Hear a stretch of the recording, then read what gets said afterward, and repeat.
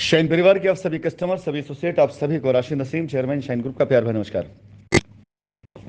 साथियों, रविवार की इस मीटिंग के कुछ मुद्दे, कुछ एजेंडे ऐसे हैं जो मैं आपको सूचित करना चाहूंगा, जिससे आपको सुविधा होगी इस मीटिंग में अपने कस्टमर्स को लाने में, या उन कस्टमर्स को सुविधा होगी जिनके इन्वेस्टमेंट कंपनी के अंदर हैं और किसी भी रूप में, चाहे वो लीगल में है या लीगल में नहीं है, या 2019 बाद रजिस्ट्री कराई गई है, उन सभी लोगों के लिए ये एक इंपॉर्टेंट मीटिंग हो सकती है, क्योंकि आप सभी लोगों की लाइबिलिटीज जो कंपनी के ऊपर आयद होती है उसे चुकाना कंपनी का पहले दिन भी उद्देश्य था, और अब वो वक्त करीब आ रहा है कि अपने उद्देश्य की पूर्ति के लिए कंपनी पूरी तरह से सशक्त भी है, समर्थित भी है, और पूरी तरह से आप लोगों के लिए खड़ी भी है कंपनी की। आपको आपकी लाइबिलिटी आगामी साल से पहले पहले एटलीस्ट जो लीगल में नहीं गए हैं उन्हें पूरी तरह रास्ता मिल जाना चाहिए। मैं बात करूंगा सबसे पहले उन सभी कस्टमर्स की जिन्होंने ईमेल करी हुई है। आप सभी कस्टमर्स की ईमेल की संख्या इतनी ज्यादा अधिक है और उसमें पेपर वर्क इतने ज़्यादा अलग अलग तरीके से हैं, क्योंकि आपके पास जो भी पेपर वर्क था आपके हाथ में, आपने उसको भेजा एज इट इज़। मैं ये तो नहीं कहता हूं कि सारे लोगों के भेजी गई मेल में कोई त्रुटि है, लेकिन हाँ, कुछ ऐसी मेल हैं जिनमें वाकई काफ़ी बड़ी त्रुटियां हैं, और वन बाय वन किसी एक मेल पर फ़ोन करके बात करने से ज़्यादा उचित मुझे लगा कि अगर मैं एक कस्टमर से 15 से 20 मिनट बात करूंगा, तो अगर एक दिन में मुझे 100 कस्टमर के टारगेट को पूरा करना है, 50 को पूरा करना है, तो पॉसिबल नहीं हो पाएगा कि मैं उतनी मेलें पढ़ करके उतने लोगों को कॉल कर सकूं, और वक्त पूरा बीत जाएगा, और शायद मेरे ख्याल से 25% कस्टमर तक मेरा संपर्क फोन कॉल के जरिए नहीं हो पाएगा। इसलिए इसका सबसे सुंदर माध्यम, सबसे पहले उन सभी के सभी कस्टमर्स जिनमें कुछ भी त्रुटियां पाई गई हैं, उन त्रुटियों को पूरी तरीके से आप सभी के आगे मैं रखूंगा। अब उससे जो भी प्रभावित कस्टमर होंगे वो कस्टमर्स अपनी मेल में वो करेक्शन कर लेंगे। कुछ कस्टमर्स ऐसे होंगे जिनकी ईमेल आईडी का मैं नाम लूंगा, या नाम लूंगा एग्जांपल देने के लिए सिर्फ। तो मेल जिन कस्टमर्स की आई हुई है उनके लिए जो संदेश होगा, यदि उसमें कोई त्रुटि है, पहले यह रहेगा कि आपकी वो त्रुटि आप कैसे सुधारेंगे। नंबर दो, जिन लोगों के मामले में कोई त्रुटि नहीं है उन्हें रास्ता कैसे मिल रहा है, किस प्रकार से मिल रहा है, और उसकी संभावना क्या है कि कब तक उनको उनके पैसे की अदायगी, उनके जमीन का कब्जा, ये सारी चीजें कब तक मिल जाएंगी। इसे बहुत ही आसानी से मैं आपके सामने क्लियर करूंगा, रखूंगा। इसके बाद मुझे लगता है कि आपके अंदर ये सवालात खत्म हो जाएंगे। उसके बाद कंपनी के साथ सहयोग करना, कंपनी के साथ आगे जाना, और कंपनी के अब तक आपके दिए गए सहयोग के आधार पर कंपनी आपके साथ आगे क्या प्लानिंग करती है, क्या चीजें सोचती है, उन सब का फैसला मानना या ना मानना ये आपकी मर्जी पर मुनस्सर करता है। फिलहाल आप सभी लोगों को एक टेंटेटिव टाइमलाइन दी जा सकती है कल की मीटिंग में, जिसके बाद आप सभी लोगों की उलझन, आप सभी लोगों की परेशानियां, आप सभी लोगों की दिक्कतें खत्म हो सकती हैं।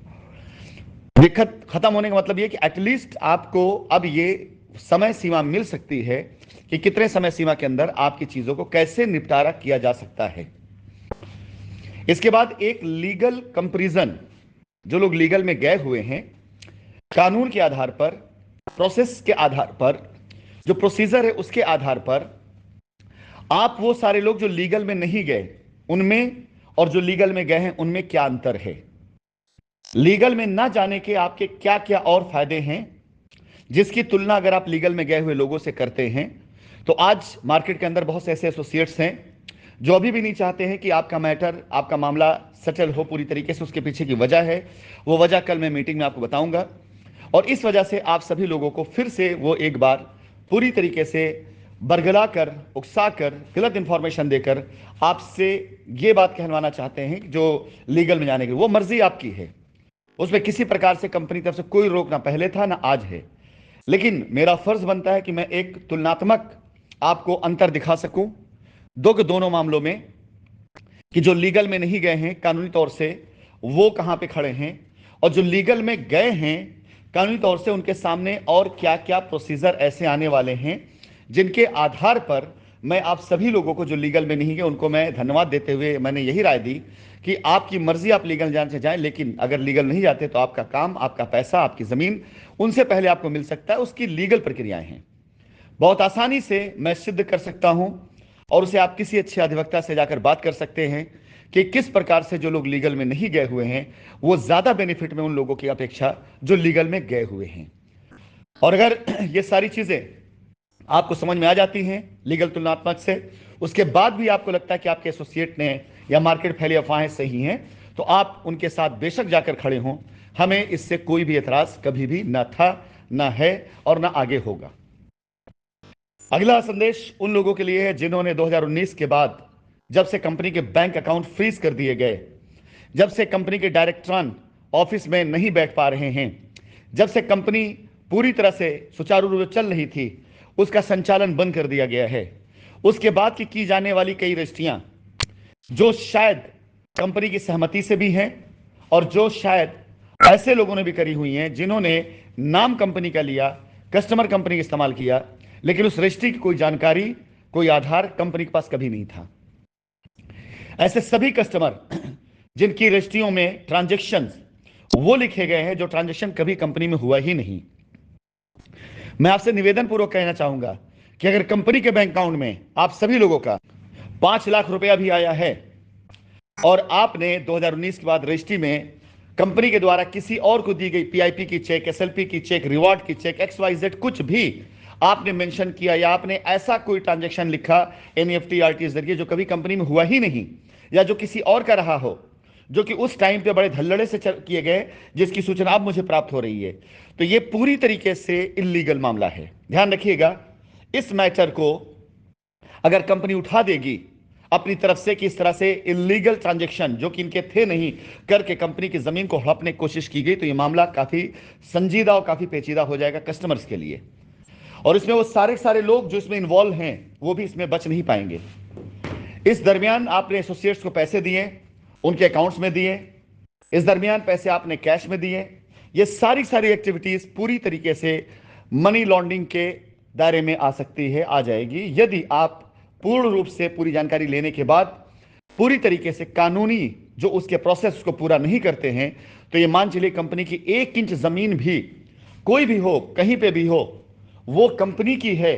और उस कंपनी की जमीन पर जिस पर आज की तारीख में इतना बड़ा मुकदमा चल रहा है, कोई भी बाहर का व्यक्ति आकर कोई भी खेल करके ऐसे निकल जाए, ये संभव ही नहीं है, किसी हाल में संभव नहीं है। अब तक माननीय उच्च न्यायालय के अंदर जो भी आवेदन करता थे वो सारे कस्टमर्स थे,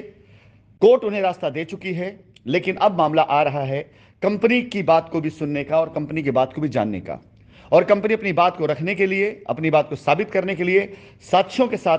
सबूतों के साथ, डॉक्यूमेंट्स के साथ अपने अधिवक्ताओं की वो पूरी टीम उतारेगी जो बहुत आसानी से साक्ष्य और सबूत के आधार पर कोर्ट को ये कन्विंस करने का प्रयास करेंगे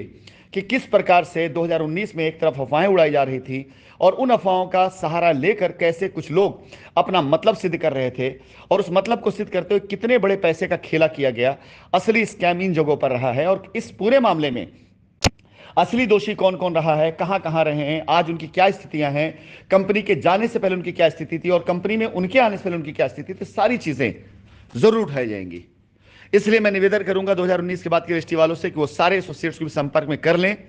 ताकि मामले की गंभीरता को समझते हुए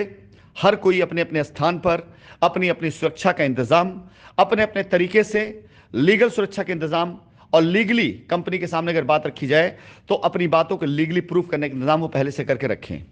अन्यथा सबसे बड़ा लॉस उन लोगों को होने जा रहा है जिन्होंने 5 लाख रुपए कंपनी अकाउंट में दिया है और किसी और की चेक लगा करके, किसी और का आरटीसी नंबर लिख करके, एनएफटी नंबर लिख करके उसने रजिस्ट्री करा ली है। तो उस 5 लाख रुपए को सेव करने के चक्कर में आपने अगर कंपनी की जमीन रजिस्ट्री कराई है तो आपकी रजिस्ट्री भी निरस्त हो रही है और आपका 5 लाख रुपया भी अनसिक्योर हो रहा है, क्योंकि अगर मैटर कानूनी तौर चला जाएगा तो आपके द्वारा किए गए ट्रांजैक्शन भी उसी के दायरे में आएगा। इसलिए मेरे अनुरोध है आप सभी लोगों से, खासकर 2019 के बाद के रजिस्ट्री वालों से, कि बहुत ध्यान से मेरी बात को सुने, क्योंकि आप लायबिलिटी उतारने के नाम पर आपने जो काम किया वो आपको डबल ट्रिपल लायबिलिटी में ला सकता है। अगर आपका 5 लाख रुपए वो भी आपका लीगल लिटिगेशन में आ सकता है, आपकी रजिस्ट्री भी आ सकती है और आपकी एक्टिविटी भी लीगल एक्टिविटीज के दायरे में आ सकती है। और आपके द्वारा दिया गया वो धन, वो पैसा जो कंपनी तक कभी नहीं पहुंचा, ना कंपनी के बैंक अकाउंट में पहुंचा, ना कंपनी के किसी प्रकार से उसका लाभ कंपनी को मिला, वो पैसा भी अगर देखा जाए तो मनी लॉन्ड्रिंग एक्ट के अंदर आता है। वो पैसा भी आपका हाशिए पर है, आपकी रजिस्ट्री भी हाशिए पर है और आपका दिया गया पैसा भी हाशिए पर है और आपको हाशिए पर ले जाने वाले लोग आज की तारीख में आपके पैसों पर मौज कर रहे हैं। तो बहुत जरूरी है आप सभी लोगों के लिए इस मीटिंग को ज्वाइन करके इसमें दी गई सारी बातों को समझना।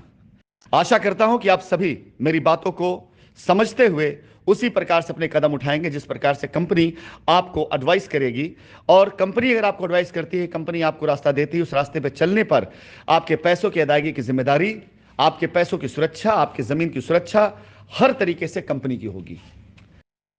बहुत ही महत्वपूर्ण मीटिंग इसलिए भी मैं इसको कह सकता हूं कि इस मीटिंग के अंदर मैं कुछ कस्टमर्स को खुलकर बोलने का भी मौका दूंगा। कुछ कस्टमर्स के मैं सवाल भी लूंगा और उनके सवालों का जवाब भी मैं दूंगा। और यह मीटिंग रिकॉर्ड होने के बाद फेसबुक लाइव के जरिए विभिन्न प्लेटफॉर्मों पर, सोशल मीडिया के भारत देश के तकरीबन सभी कस्टमर और एसोसिएट तक पहुंचाने का मैं प्रयास करूंगा। इसलिए इस मीटिंग के अंदर अगर आप सवाल करना चाहते हैं तो सवाल करने के लिए आपका सवाल कैसे मुझ तक पहुंचेगा, उसके लिए क्या प्रोसीजर रहेगा, वो मैं आपको अभी से लेकर के मीटिंग शुरू होने से पहले तक की अपनी विभिन्न तरह की जो मेरी वॉइस नोट जाएंगी उसमें मैं आपको सूचित करूंगा कि अगर आप मुझसे बात करना चाहते हैं तो मैं ऐसे हर एक कस्टमर से बात नहीं कर सकता हूं फोन कॉल पर जिनकी मेल आ चुकी है, लेकिन जूम पर सबके सामने आपको खुल करके अपनी बात रखने का, आपके सवाल करने का और आप सवाल देने का मैं पूरा मौका आपको दूंगा। बहुत बहुत धन्यवाद। अगली जो भी वॉइस रिकॉर्डिंग जाएंगी आज की तारीख में, उनमें इस मीटिंग से रिलेटेड कई ऐसे सवालों को मैं यहां पर एक तरह से आप सभी लोगों को एग्जाम्पल सेट करने के लिए कुछ सवाल आपके जो मुझे आ चुके हैं सोशल मीडिया प्लेटफॉर्म पर, और उसके जवाब जो मैं आपको दूंगा वो आपको इसके जरिए मिलते रहेंगे मीटिंग शुरू से पहले तक, ताकि आपके दिमाग में बहुत सी चीजें क्लियर रहें कि आपके सवाल और उनके जवाब जो हैं वो किस प्रकार के होने चाहिए। धन्यवाद।